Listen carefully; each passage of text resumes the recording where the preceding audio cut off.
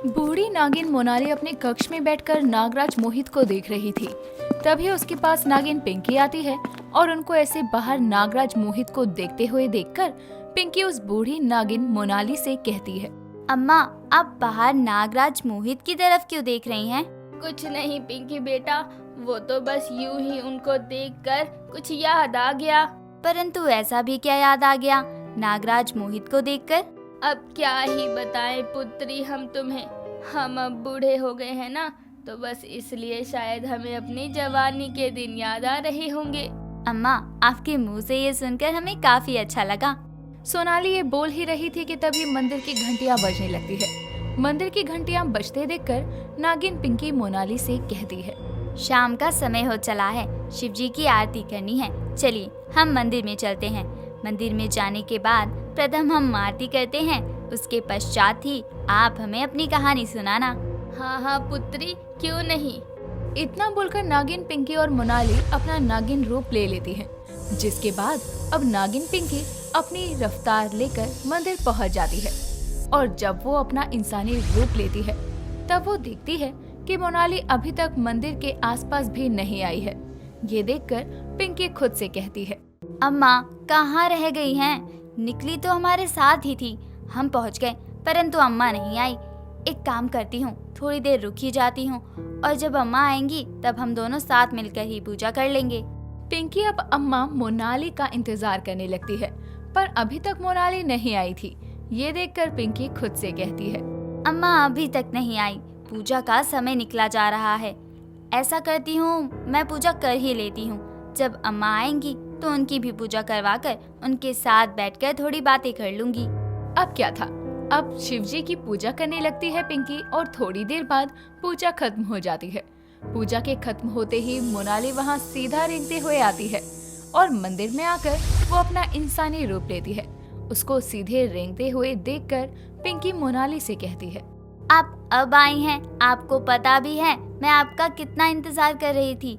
मैं आपके इंतजार में बैठी हुई थी पर आप नहीं आई तो मैंने पूजा अकेले ही कर ली। लीजिए प्रसाद। वैसे अम्मा जी, मैं क्या कह रही थी, आपको आने में इतना विलम्ब क्यों हो गया? साथ ही मैंने आपको देखा कि आप सीधा रेंगते हुए आ रही थी। हाँ पुत्री, वो इसलिए क्योंकि मैं बूढ़ी हो गई हूँ ना। अब बूढ़े नाग नागिन में तुम्हारे जैसे इतनी तेज रफ्तार कहाँ होती है। हाँ वो बात ठीक है, पर आप सीधी क्यों रेंग रही थी? वो इसलिए क्योंकि मेरी रीढ़ की हड्डी टूटी हुई है, साथ ही मैं बूढ़ी भी हो चली हूँ ना, इसलिए वैसे भी बुढ़ापे में रफ्तार का क्या ही करूँगी।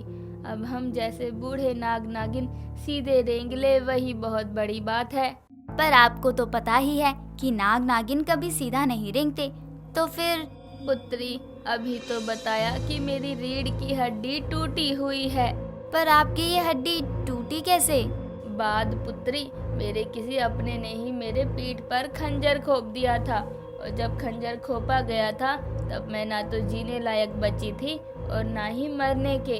अगर मर जाती तो मुझे मेरे गद्दारों का पता नहीं चल पाता। जब अब जीवित रह गई तो अपनों का नाम सुनने के बाद ऐसा प्रतीत होता है कि मेरा मर जाना ही बेहतर था। पर आपके साथ ऐसा हुआ क्या था? पुत्री, हर किसी का भूतकाल होता है, बस ऐसा समझ लो कि मेरा भी एक भूतकाल है और मैं अपने भूतकाल को कभी भूल नहीं पा रही हूँ। आज से 60 वर्षों पहले की बात है।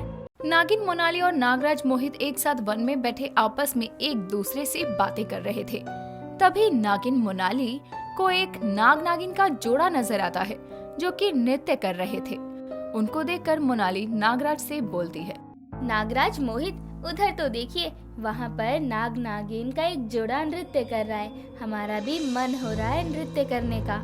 मोनाली, हम नृत्य अवश्य करते, पर तुम तो जानती हो ना, नागराज का यूं इस तरह कभी भी नृत्य करना सही नहीं है। हाँ हम जानते हैं, परंतु क्या आप मेरी खुशी के लिए नृत्य नहीं कर सकते? इसमें बुराई क्या है? मोनाली की ऐसी बातें सुनकर नागराज मोहित को क्रोध आ जाता है, जिसके बाद वो क्रोध में उठते हैं और मोनाली से कहते हैं, नागिन मोनाली, हमने तुम्हें कहा ना कि हमें नृत्य नहीं करना है, क्योंकि हम नागराज हैं। बस इसीलिए हम किसी भी नागिन के साथ नृत्य नहीं कर सकते हैं, समझी तुम?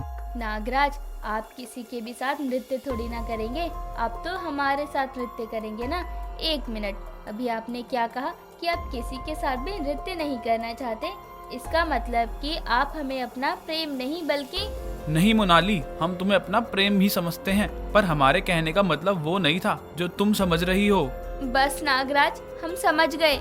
नागराज मोनाली को कुछ बोलते उससे पहले ही मोनाली अपने पूर्ण नागिन रूप में आती है और वहाँ से चली जाती है और अपने कक्ष में बैठकर रोने लगती है। तभी उसकी बहन नागिन सलोनी उसके कक्ष के बाहर से गुजर रही थी, तो उसकी नजर मोनाली पर पड़ती है और उसे रोता हुआ देखकर सलोनी खुद से बोलती है, ये क्यों रो रही है? खैर जो भी है, मुझे इसके रोने का कारण तो जानना ही होगा। क्या पता नागराज ने इसको छोड़ दिया हो। वैसे भी मुझे ये जरा भी पसंद नहीं है। मैं इसको शुरू से नापसंद करती हूँ और अच्छा ही होगा कि ये मेरी लाइफ से हमेशा हमेशा के लिए निकल जाएगी। पर फिलहाल मुझे अभी इसके पास जाना चाहिए ताकि इसको ये ना लगे कि मैं इसको संभालने की कोशिश नहीं कर रही। सलोनी दिखावे के लिए ही सही मोनाली के पास जाती है, जिसके बाद वो अपनी बहन मोनाली से कहती है, मोनाली दीदी, क्या हुआ? आप रो क्यों रही हो? क्या बताऊं सलोनी, तुम्हें पता है नागराज मुझे अपना नहीं मानते। वो तुम्हें कभी अपना मान भी नहीं सकते, क्योंकि वो तो मुझसे प्रेम करते हैं। वो मुझसे ही विवाह रचाएंगे। ऐसा नहीं है दीदी। नहीं सलोनी, तुम मानो या ना मानो, पर मुझे पता है कि वो मुझसे प्रेम नहीं करते हैं। क्या दीदी, आप भी ना कुछ भी सोचती रहती हो। चलो अब रोना धोना बंद करो और चलकर मेरे साथ खाना खा लो। सलोनी की बात सुनकर अब मोनाली उसके साथ खाना खाने के लिए जाती है। ऐसे ही समय गुजरता है और समय के साथ मोनाली अपने नागराज को भी बेहद याद करने लगती है। ऐसे ही एक दिन नागिन मोनाली किसी काम से बाहर जाती है। उसको बाहर जाते देखकर नागराज मोहित उसके महल में जाते हैं और मोनाली को घर पर ना देखकर सलोनी को गले से लगाते हैं। तो वहीं दूसरी तरफ मोनाली किसी काम से दोबारा अपने महल आती है, जहां वो नागराज और सलोनी को एक साथ देखकर हैरान थी। पर उस समय वो किसी से कुछ नहीं बोलती और चुपचाप अपना नागिन रूप लेकर एक साइड में छुप जाती है और उनकी बातें सुनने लगती है। सलोनी, चलो चलकर हम विवाह कर लें। मुझसे अब और ये नाटक बर्दाश्त नहीं होता। ये कैसी बात कर रहे हैं नागराज आप? हम अभी विवाह नहीं कर सकते, क्योंकि जब तक वो आपसे नफरत कर किसी दूसरे नाग से विवाह न कर ले, तब तक हम विवाह नहीं कर सकते। हम उसकी नजरों में बुरी नागिन नहीं बनना चाहते, इसलिए अभी हमें थोड़ा समय रुकना पड़ेगा।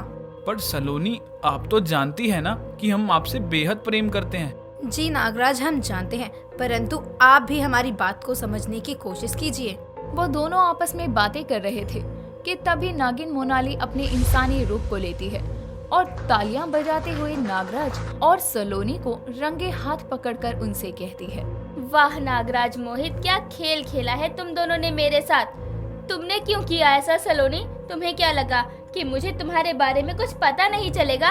पर अफसोस की बात यह है कि मुझे सब कुछ पता चल चुका है। नहीं दीदी, मुझे माफ कर दो, पर पता नहीं कैसे हमें नागराज से प्रेम हो गया।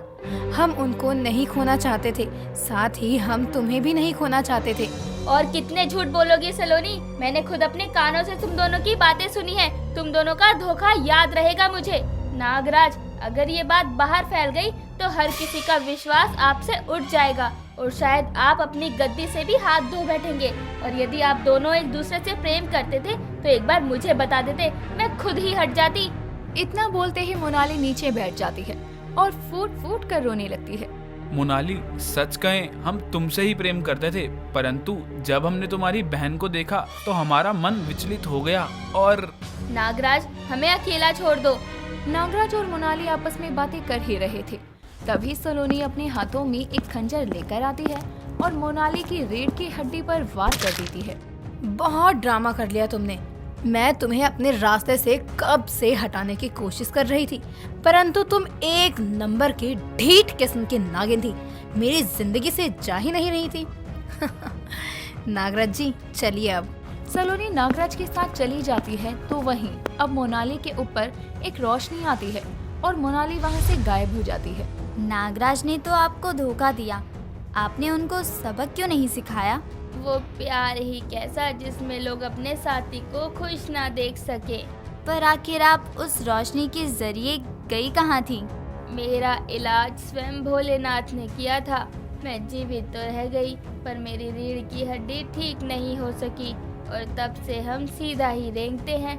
मेरे प्रेम ने मुझे धोखा दिया था, बस इसलिए मैंने आजीवन अकेले रहने का प्रण ले लिया। उसकी कहानी सुनने के बाद पिंकी मोनाली के सामने हाथ जोड़ती है और कहती है, आपके प्रेम को शत शत नमन अम्मा। मोनाली का प्रेम देखकर ये साबित हो गया कि मोनाली का प्रेम निस्वार्थ था।